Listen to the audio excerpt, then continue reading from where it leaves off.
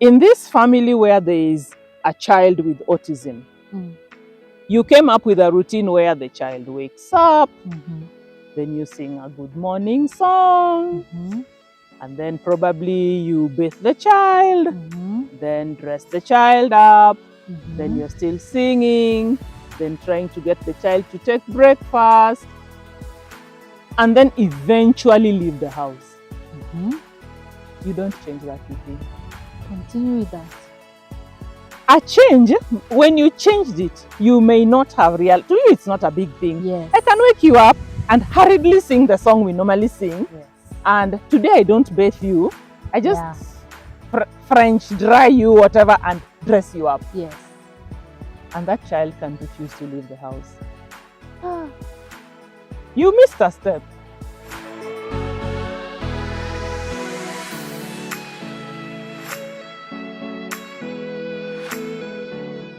Hello everyone, my family members of Child of Mine with Elsie. Good afternoon, good morning, good evening, from wherever you're watching me across the globe.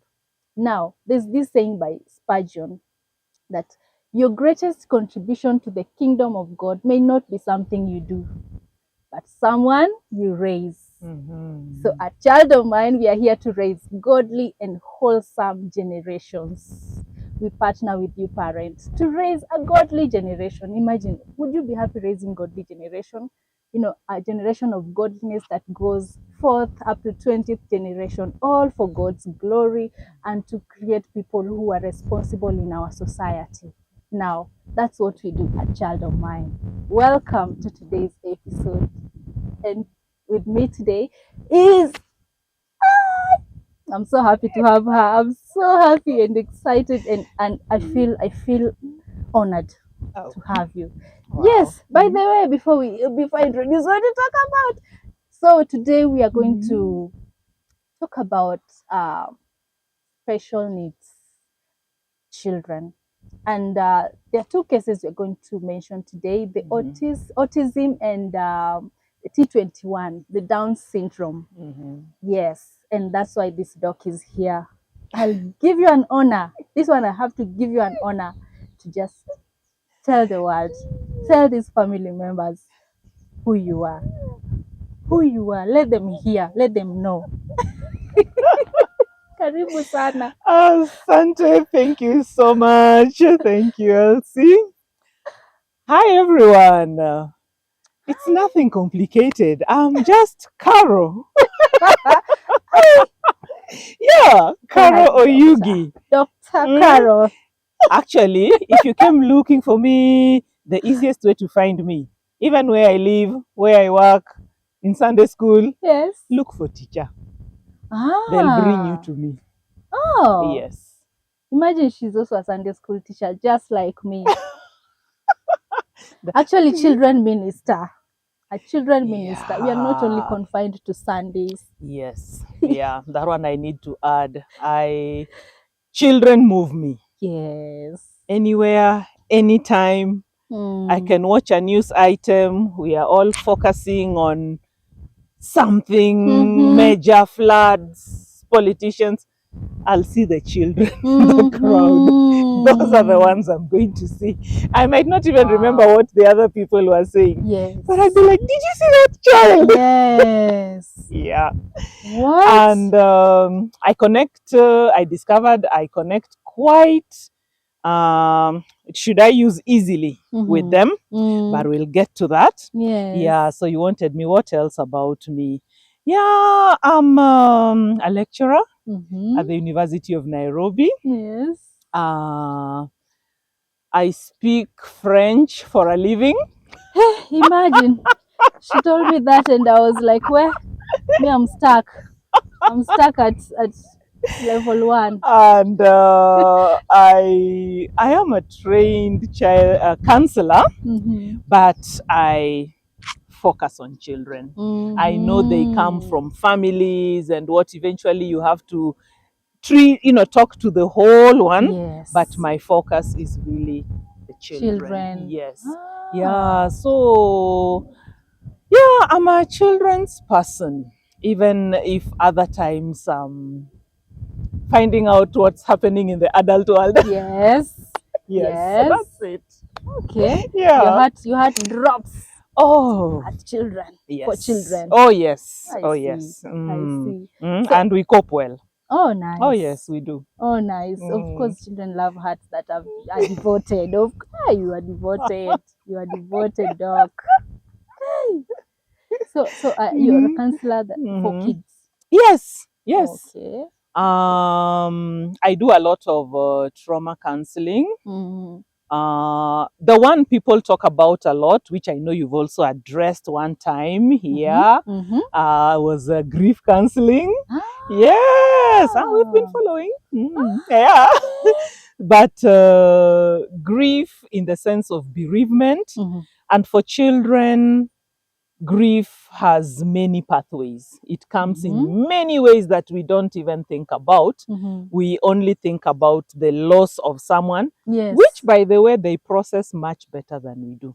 Oh, yes. If you put some basic things in place, they will move on. Yes. When they want to ask some questions, allow them to ask. Answer what is asked. Be honest with them. And don't make them feel guilty for still thinking about who or what was lost. Yeah, because sometimes you're like, you're still talking about that. Yeah. I mean, how many months down the line? Yes. And for us, we can still nurse it for 40 years. Yes. And yeah. Yes. Wow. Yeah. Wow. So today we are about to talk about, this topic has just been on my, I feel like my heart just pours out to these special needs children. Yeah. And of course their parents. So to begin, who is who or what? Who is a special needs? Who is a special needs child?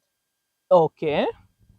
Now, I think since we are talking to parents and of all ranks. Yes. I think the first thing that it would also be good to just put in the foundation is every child is special in one way or the other. Every child whom the Lord allows us to receive in this world, every child conceived is special. But now we come into, in all their specialness, there is a way we can group, let me say majority, and we move on together. And then somehow, as we are trying to move on, we could notice other very particular needs. I see. Yes. Because we think of it more of the physical, and I think we'll also talk about it. What is it that there's a physical feature or a mental something? But what of this one? We've just mentioned the bereavement. Yeah. This child could be whole physically, but isn't that child special? And in some way, because of what that child has gone through, other things that were not there before could begin manifesting. True. Yes. True. Yeah. So we also accept that there are others whom now, at some point, we can see the need is more pronounced than in others. If I have 2 children, and for whatever reason, they have a problem with the limbs. If one is able to walk using one leg, maybe the other one could be crippled. And I'm using examples, by the way, that are either in my family or in my environment. Yeah. That's those that you and it's someone real. else can relate. Yes. So if there's this one who one leg is very good, can move. He can even run around. Yes. Then the other one who now it's both legs. Oh. The need is in the same place. But the interventions would vary depending on what can this one do, or what do they need to do. Okay. So if they need to run from here to there, this one with his one foot, one leg, somehow he'll be able to do so. Yes. Hop, hop, hop, hop, and go. If he has a support, even faster. Mm-hmm. This other one will also find a way out. Yes. True. But sometimes this other way out may not be the best. We may think of ways of, could we make it better? Yes. Could we make this person's life more comfortable? Yes. Yeah. So, do you stop calling them special needs? No, they do have a special, and this is why sometimes I like my French language. Yes. You know, there is special and there is particular. They have something that says particular. Okay. Yeah. Okay. Okay. Kenyans. English. What were English? Linguists. enlarge. We need to enlarge our vocabulary library. Just the same way. Do you know in English, we all talk of believers. You are a believer. Yes. I'm a believer. Yes. In French, there is a believer and is the one who lives out the word. Yes. And those are two different people. And there are people who come and tell you, I'm a believer, but I don't practice. Oh. And another one will come and say, no, me, I practice. It is a very specific, which makes life easier. It makes life easier for me. Because believers, we are many. But are you living the book? Even the devil is a believer. Yes, but are you living the book? Yes. Yeah. Okay. So they are special. I see. Yes. They are special. Yes. So let's begin with the autism, autistic one. Yeah. First of all, how does this come about? Does it have like a beginning? This condition? Does it have like a beginning? Like, you know, there's an interview I'd done with an autistic mom. She raises an autistic child, and it was just narrating a story of how this came about, and how she's just raising up her child. Yeah. And she said it was during delivery. So is that the case for all?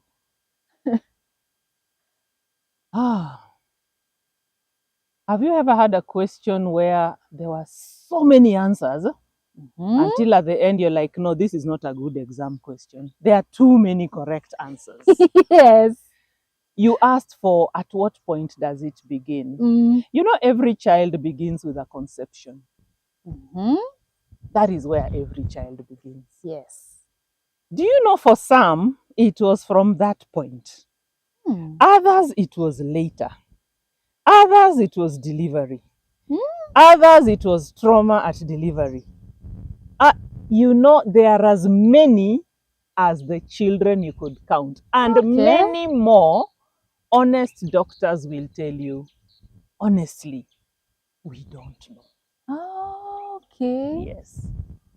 We can see the symptoms, we can see the presentation, yes. But to ask me, where is the root?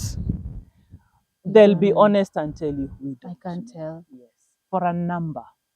There was a time it was, if the mother was too young, the risk was higher. Then it was, if the mother is too old, older. Then it was like if the mother is stressed out. And then you start wondering how much stress, because we are all stressed out. Yeah. Okay. And then the delivery process itself is stressful with fruit. Then it was, no. Probably it was because of the delivery mode. Then you say, okay, I'm not going to go what we call normal. I'm playing safe this way. Yes. They are all there. So we don't focus on, this is the cause. Because we may not exactly pinpoint. And you could pinpoint it for now. It looks like, and then what happens? You know, science evolves by the minute. Yes. Later on, they come and tell you, no. That was, it was erroneous. I think the most important thing is the child has come. and we have received the child. Yes. Yeah. He or she is a blessing. And some you'll tell from the word go that there is an issue. Others you'll not tell. I see. Others can even start going to school. Eh? Yeah. And then you start seeing the gains that had been made. Yes. Now they are being lost. Oh. Then that's when you go and somebody tells you, hasn't anybody ever told you? I didn't need to be told anything. There was nothing to tell me. We were fine. Yeah. Now you've confused me kidogo, but so honestly, you've confused me. Yeah, just to show that you can't say, are you seeing 1, 2, 3, 4, 5? These 3, point number 3 and point number 5, those are the causes. Somebody, there are some cases where we'd be told, oh, I remember being, we were neighbors with a very young girl. She got her child early, and the child was severely autistic. And, neighborhood knowledge, her age, she was very active socially, she would drink a bit, so that is neighborhood science. Yes, the things we hear. Yes, and poor girl had to live condemned, and luckily she had a supportive family. Yes. And then soon after that, there was another one who was, you could say, more than normal family. No drama, nothing. So, and the 2 children were like twins. So, Doc, what are the signs? Is it signs or symptoms of an autistic child? We tend to notice them when they are starting to come out in the open, if the parents allow them to. One could be a very quiet baby, ideal.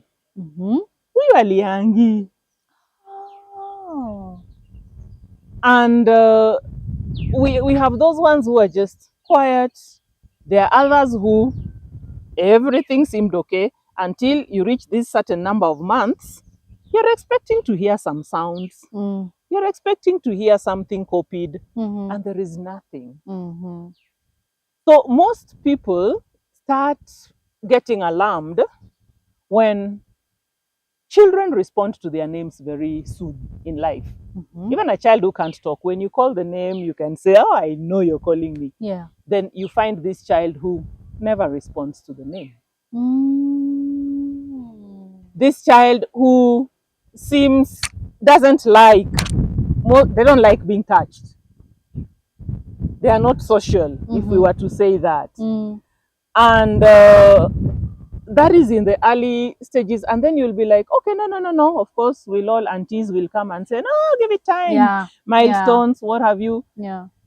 It becomes more pronounced when now you're able to sit here and observe this child, either playing there or walking around or something. That is for the ones who can now get up and walk. And for a number of them, that non-verbal aspect continues. They just don't say anything. They could produce sounds. But on the other extreme, there are those who may eventually get to say something. Yes. And it works better if normally it will be a song. Oh. Do you know why? Yes. Because songs, if you play it again and again and again, it has the same tune, same words, same. So there is predictability. Oh. Yes. So this child could pick up bits of it slowly or all of it, and sometimes even reproduce the whole thing, but has no connection with you, is not even performing for you when he or she is singing. No, they are in their world. Oh. Yes. Now, autism, if you look at the full name, it's a spectrum disorder. A spectrum, think of a rainbow. You see the way you have many colors. Yes. We focus on 7, but the artists will tell you in between there are 100 and other colors. Yeah, you know the way there is blue and light blue and jet blue and sea different blue. shades, eh? Yes, in between there. Now that is a spectrum. Okay. We could all be under this rainbow, but each one of us, we are, Mingine is here, the orange, the other one, and it's not the orange of the other one is blue, but which blue? Yes. The other one is green. There is locust green, I don't know what green, maize green. Yes. Jungle green. A jungle green. Lime. Exactly. It's a spectrum. Okay. So I could have a class of autistic children. Yeah. Each one of them is different. But they have these common 3-4 traits. But the manifestation, the severity, and their expressions will vary. There are those who, when they are distressed, they may emit a cry. So you're like, oh, that sound, if you've been there for long, no, he's not happy. There are others who will, bang the head on the wall and yeah. So that's why it's a spectrum. That's why it's not like, maybe if you would say like what? Malaria. Where I'll say, take this, it should work for all the ones in Africa, and these ones should work for those who travel. Yes, true. So having noticed that, so at what age do you said from very young? Which can be like it depends 4 months. It depends on how observant and the caregiver is. I see. And sometimes, sometimes having, let me talk of a caregiver. Sometimes a consistent caregiver could be a plus or a minus. Oh. It could be a plus if this caregiver is really interested in the child and is able to share with the parent. This is what I've noticed.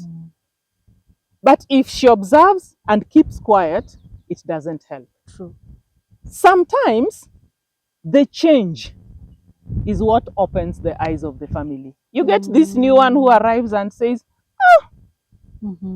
so-and-so is doing this, or he doesn't like this, and you, the rest of you, had never noticed it. Or you just thought, he's just growing up. Yeah. He just keeps having, they get lots of meltdowns. There's that tantrum that's just, today things are not working. And when it's a meltdown, there's really nothing you can do about it. You just walk with them until it calms down, to keep them away from a dangerous place. They have a very little sense of danger. Oh. Very little. Okay. They can touch fire, they can touch what. And you're wondering, aren't you feeling the pain? Like the senses, does it mean the senses are not active? Some could be very heightened. But when you look at sometimes what they do to themselves, it makes you wonder, how much pain can you withstand? Yes. Somebody can literally decide to pluck off the skin from the, and you're feeling the pain just by watching. Yes. Banging the head is quite common. Yeah. Yeah. And it's just a frustration being let out. And this is now frustrating for the parent or the caregiver, because I'm also trying to understand what is it. Yes. Because sometimes it happens when nothing has happened, according to you. Nothing to cause it has happened. But one thing that could cause it is a change in routine. Autistic persons, people with autism, value, live on routine.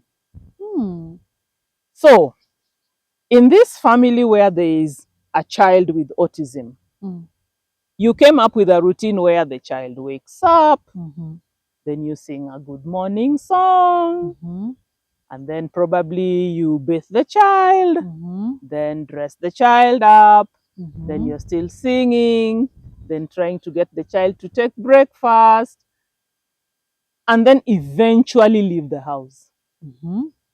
You don't change that routine. Continue with that. a change, when you changed it, you may not have real. To you, it's not a big thing. Yes. I can wake you up and hurriedly sing the song we normally sing. Yes. And today I don't bathe you. I just Yeah. French dry you, whatever, and dress you up. Yes. And that child can refuse to leave the house. Ah. You missed a step.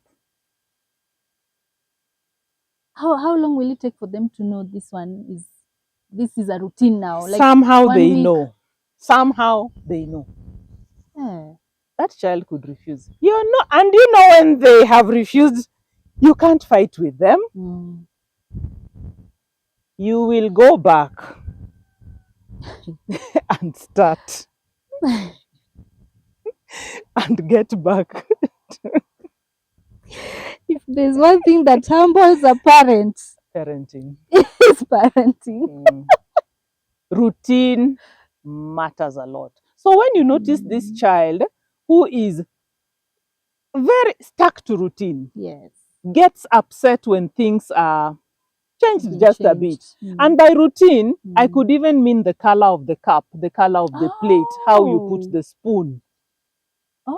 They can eat the same thing for a long period of time until one day they just wake up and decide, okay, I've had enough of that. But you see, they won't tell you. You'll discover from experience that they've had it. Yeah. So are there autistic children who can talk? Yes. There are autistic children who talk. What you'll notice when you're on the rare occasion that you're talking is they tend to talk to themselves. Autistic children are comfortable in their own company. Okay. Yes. They are not necessarily introverts, but they are comfortable in their own company. So they do talk. But you see the way we are talking to each other now and we keep looking at each other. No. They don't. No eye contact. Yes. Okay. So they tend to either look down, and when you try to sustain the look, they look away or they just walk away. I see. Yes, but there are autistic children who are verbal. We have those who are non-verbal. They can produce sounds and then there are others who are in between. There are those who are sing-song. You can sort of understand what they need, but it's brought out as a song. So even if I'm asking, could I have some bread? It comes out as a song, yes. But you'll work it out. I see. Because they also don't point to what they want. You see, many children will. Yes. For them, many of them don't. Yes. Yeah. Is there a certain way that caregivers or parents should handle them?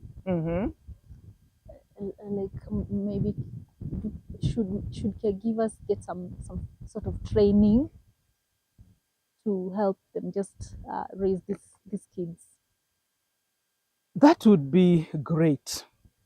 I know of a church, I don't know if I should mention, right in the heart of town, where I went just about 2 months ago. And on that day, they were actually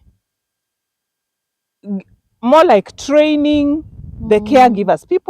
Parents brought their children, plus the house help or caregiver who normally stays with that child, so that on that day, the caregiver could also get a break.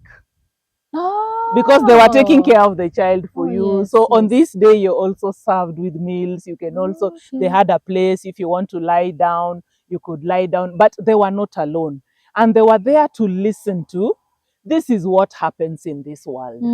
So that they could also understand. Why training matters is because look at where we get the caregivers from.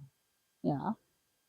Now, how do you expect this person to know what the parent doesn't know?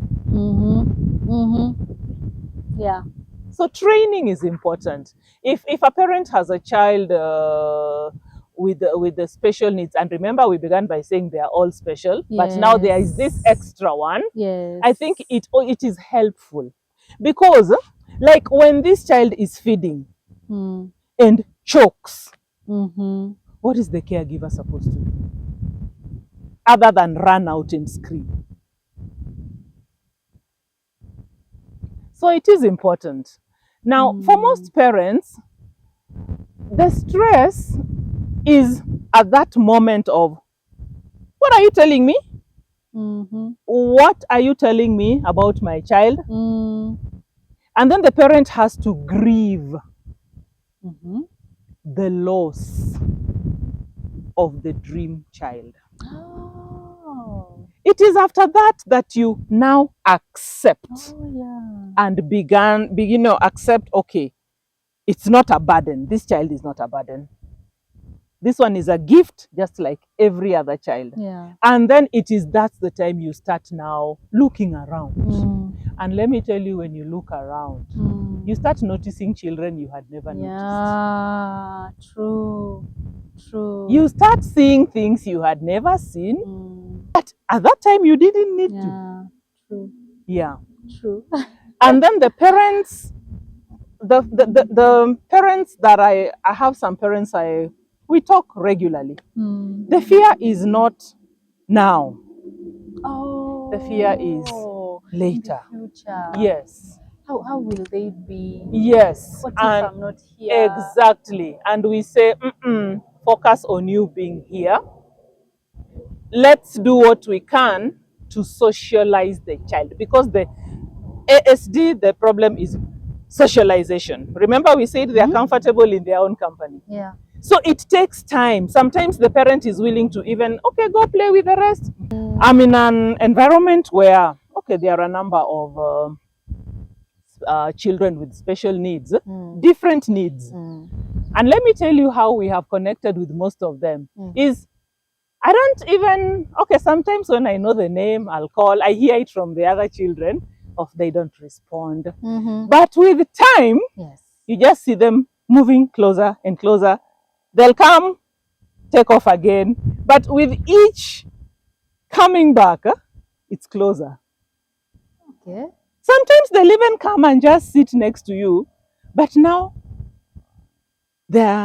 you won't talk, but you can still communicate. But I still talk to them. I still just tell them, oh, that flower or what have you. And they have, when they love something, they love it. You can bring a child here and he just loved that purple flower. And every time that child comes, straight. And the day that plant doesn't flower, you're going to see some confusion, a little. And then after some time, move on to another one. Yes. But they have this fixation for an object. Sometimes it's just a random object, something they just picked. Normally it has color. Yeah. And then they have it. Their sense of fear is very low. Most of us, if we see a tiny snake somewhere, we're like, ah! Yes. To them, it's just a thing. It's like any other object, Mama. It's an object. Oh, okay. And that is why we were saying their sense of danger. Yes. But God is merciful. For some reason, even when they go picking those dangerous things, somehow they're not hurt. What? Now, they need exposure. It helps. What else helps? The exposure does a lot. And exposure, first of all, is at can be at 2-3 levels. The first one is home. Yes. Home and neighborhood. If you have a neighborhood where people are not always tolerant, but they can be taught to be tolerant. Yeah. Yeah. And it is best done through children. And if as a mother, I'm not embarrassed enough to let people know, please, this child of mine doesn't talk. So if you meet him, whatever, don't shout. Or there are times just giving, not the details. Yeah. It helps. Okay. So even the gruffiest of us will be like, okay. True. Because there are times you can be with a child at home. There are times that just disappeared. True. So you see, you're busy hunting. Like if it's in a place like this, do you go first to the left or to the right? So it is better if your neighbor up there also has an idea that if you see the boy, that's my boy. Yes. Or that's my girl. I see. Yeah. I see. Then in school has other dynamics. There are many schools that, you know, in the adverts, they'll say we also take care of special needs. There's a problem in that statement. I wish they would specify which one. Oh, which one? To help direct the parents better. Oh, true. Because if I am in a school, let's take it to be a private school. There are 30 children in class. And you end up with 7 children with autism displayed differently. Yes. Is the staff really ready? But that is better if I said we also cater for children with ASD. So parents of children with autism will come. So now even if you have 10 or 15, this school has told you that is our specialty. I see. So that I don't arrive with another one who has another need, and I can tell by the end of day 3 that they are overwhelmed. Yes. And they don't know how to let me know. And of course, when they're overwhelmed, the children will not get the required attention. Yes. So it's not a crime also to just say, for us, we'll take care of Down syndrome, or we are specialists in the children with this and that. So that, because the parents don't know where to go. By the time they are coming to school, if you talk to any parent, ask them how much they have already spent. Medical tests and what, and they're just looking for a place where now their child can now be like other children. But help guide them to the right place. I've had children in one of my settings where the child at some point was going to school. So later on, she's just at home. Then what is it? And she's like, I don't know. Oh, trust me. I go look for the mother. What's happening? And she says, you know what? We took her, but the school sent her away. Oh no. She was too much work. Oh no. Yeah. Oh no. So she would sit at home.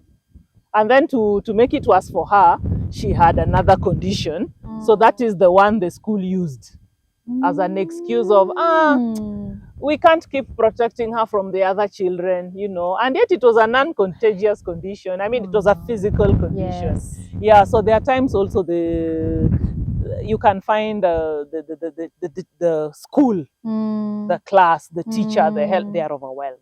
And you don't know how to tell the parent that probably you should be looking for somewhere else.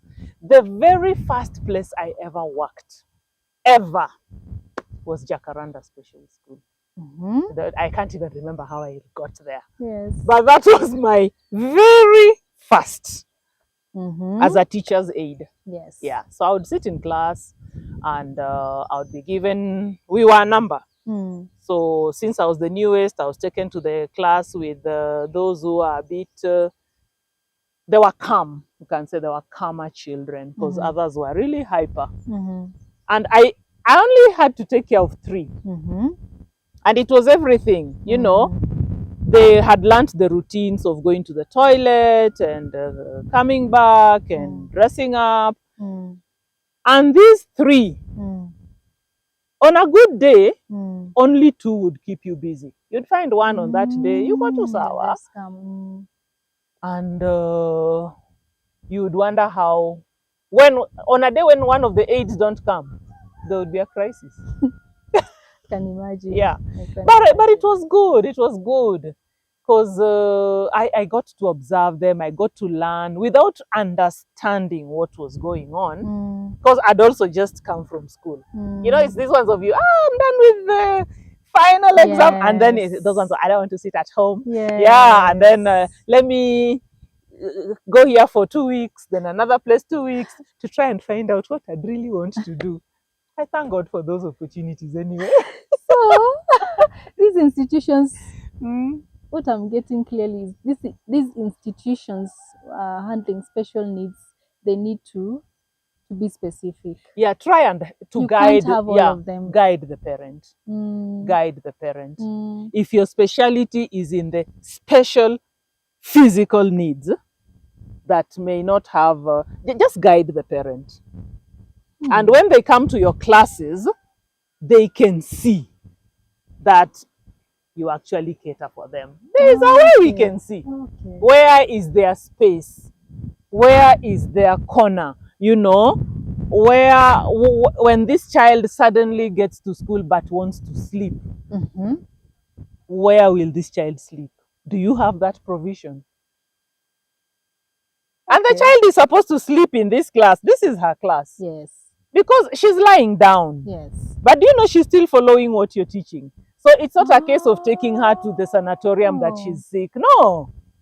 Today she just feels like learning, lying down. Okay. The way you watch TV, some days you're seated, and some days you're lying down. Yes. And some days you're actually listening to it, but you're doing other things. Yes. That's exactly what they do. I may be listening to you, but I'm modeling. Yeah. So don't tell me, stop, listen. I'm listening. Sit up. Yes. Stop, sit up and listen. Exactly. And there are days I don't want to sit. I just want to lie down. I just feel like lying down. But I'm learning. Wow. Mm. Wow. So, as I ask you these questions, there's a friend who has one autistic child, and sometimes they're like, hey, today they are crying a lot. They are so fussy. I don't even know what to do. Yeah. And at that point, I really feel for them. I'm like, God, please help her. Give her more grace. How does a parent just get to rejuvenate? How does a parent just get to breathe at times and just encourage themselves that it is well? Otherwise, you lose your identity. Okay, mothers lose it very easily. You know, you just move from being Carol and suddenly your mama so and so. Yes. At some point, you can't even remember your name.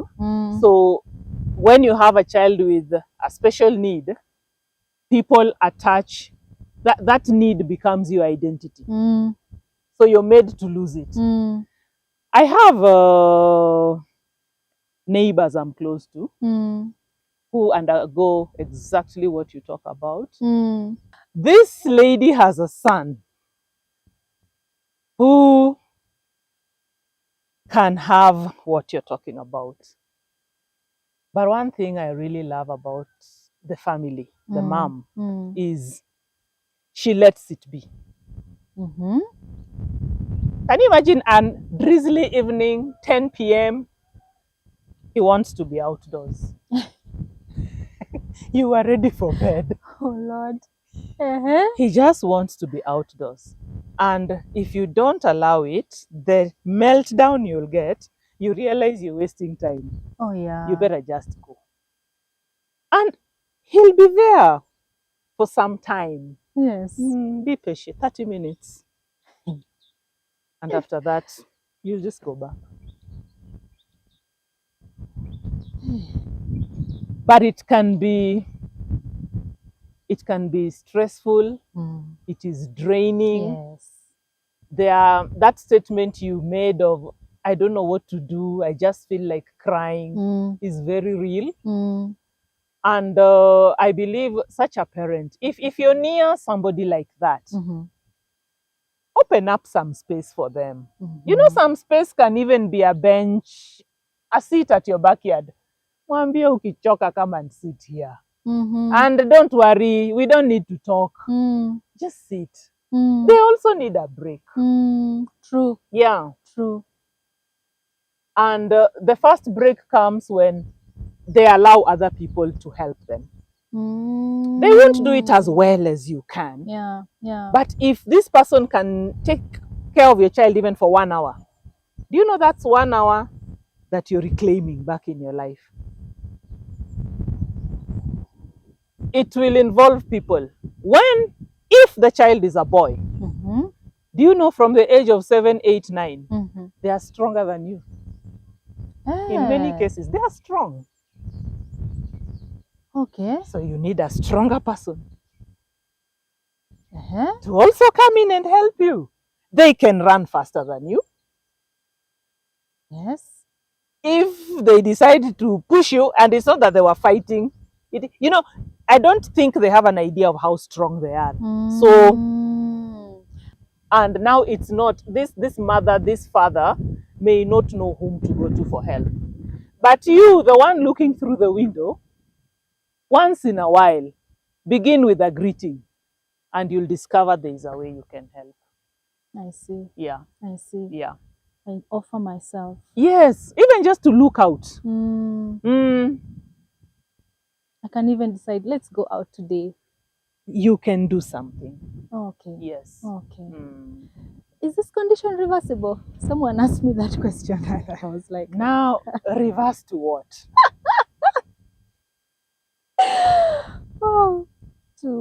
It is manageable. It's manageable. Yes, because the whole idea is to make the child as socially acceptable as possible. And actually, the more they're integrated socially, the more you get people who are, you start spotting people who can help. Because if the child, actually, there are those who, no, that one only wants you. And when you're not there, the rest of us, we are truly really lost. Yes. But with time, they can be trained. Okay. Many of them, almost all of them, with consistency, will get the toilet manners. They'll know what to do. They tend to be very clean children, a number of them. Like if they wet themselves, they'd rather walk naked than walk around with the wet clothes. The only problem is they do not have a social inhibition. Should I walk naked here? Yeah, true. Yeah. I've seen such. Those inhibitions are not there. Yes. But they can be trained, they can get to feed themselves. They can even, with the routines in place, there are even those who even get to manage certain tasks on their own. One thing that we all need to remember, and not only the parents, let's not blame the parents. We forget that these children grow. Yes. They are growing physically. Yes. Even with the mental, inhibitions they had, they're still growing. So they'll change at one time. And we also need to be ready for those changes. Oh, like when they get to adolescent, there'll be some change? They do change. They don't stay the same permanently. There are certain traits that will be the same. But the child could have loved eating rice. Yes. But suddenly has moved from rice to mashed potatoes. And by the way, they are very fussy eaters. This thing of mixing everything, you'll eat it yourself. Yeah. If you want to encourage them to eat, separate all the foods. Then let them see which one they cope with. Okay. Then give that for a while. But you see, as a parent, you're focusing on getting it balanced. Yes. Do you know there are certain foods of certain texture? A child can, there are children who will not take mashed food. True. Even, not even those with special needs. Like mine. Yes, even those, the ones we are saying are typical. Yes. They just don't take mashed food. There are children who will not take mangoes because of the fiber, in the one that sticks in the teeth. But they'll take the juice. Find out. Separate foods. Don't mix everything. Separate. They'll taste. Then eventually there'll be something they like. I see. Focus on that for a while you're trying to get the next one too. I see. Is there a special diet for them? No, unless they have another condition. Okay. But normally they would be able to eat what we have. Okay. But maybe made differently, but it is just what is there. Yeah. Wow, thank you so much. Thank you so much for this. I hope a parent out there gets encouraged. Oh yes. Learns something. And I as a parent who observes, I pray for more grace to be of help. Yes. And of service to any mother or father handling a special needs child. Yeah. Because they can walk in somewhere and suddenly you hear a sharp scream. Yes. And that look that we give them, we give the parents. Yes. can't you control your children? I know. You know, sometimes on a bus, this parent has 2 children and one, you know, has a particular need, a special need. And, you know, we are just looking. Yeah. And yet, True. I could say, could I hold this other one for you as you settle the other one? Because the parent is the best person to settle the other one. Yes. And because this child is fussy because they're in a new place. Yes. Remember? Routine. Yes. This is not a routine place. Yeah, true. Yeah. True. So we can help. We can help by just being a little bit more considerate and talk to the parents. It's not contagious. How are you today? And you don't have to talk about the child. Yeah, true. Yeah. True, when I meet true. you, I don't just talk about your child. We can talk about other things. True. Yeah. Kila mara tu ni mtoto. It's all about the child. It's all about the child. Wow. Thank you so much.